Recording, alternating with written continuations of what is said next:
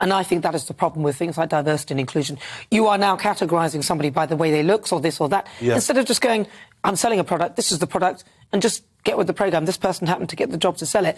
If you are saying, oh, we need to get more black people, or we need to get more of this and more, then people become conscious that this person is black, even if they haven't thought about it. And not that you don't see it, but we need to get to a point where that is not something that is even thought about. Like somebody's wearing a red dress or, you know, has got green eyes or brown hair or whatever. You don't take that in as, oh, that person's going to be this, that. You just, that's what they look like. And that's what I think we all need to be. And I think that's the problem, is that everybody is then grouped into, well, you're black or you're white, you're low class, you're middle class, when life isn't that clear-cut. It's very complicated. And as you say, there are black people who will think differently, as white people think differently, Chinese backgrounds, Indian backgrounds, whatever it is. You can't say, well, this is a group of people who all think the same. Well, that's just ridiculous. And, it is racist, and it's really thoughtless. And I don't like gender balances either. All women shortlists in politics, and Labour were a great supporter of this. You must have all women shortlists. Well, why?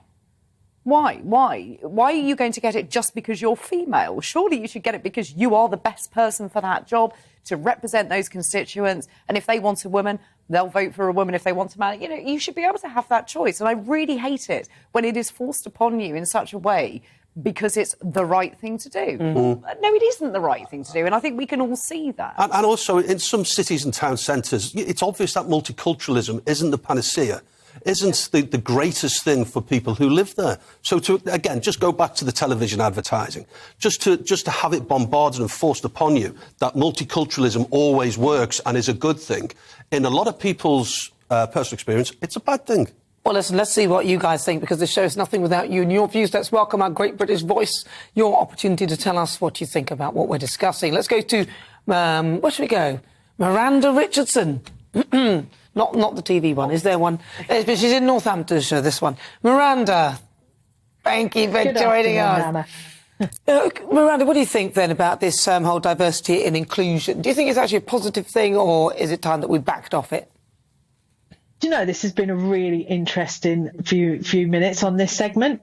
I think we need to back off, for sure. Listening to Rod and agreeing with Claire, do you know what? It really isn't about what colour you are, what your background is, what your ethnicity is, what your gender is, what your sexual orientation is.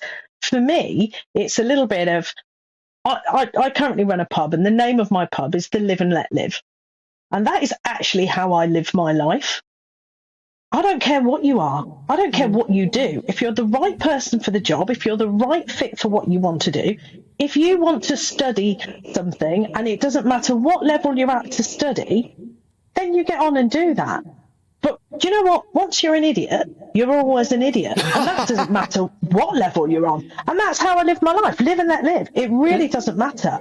You know, today, the aspect of the universities, before I was in the pub game, I was in education for 10 years, delivering apprenticeships. Actually, people are moving away for university now because they can get an early foot on the ladder in the job they want to do on the apprenticeship level, on the apprenticeship scheme, not then saddled with 40, 50, 60 grand's worth of debt. So actually, that's probably where your numbers are coming down as well.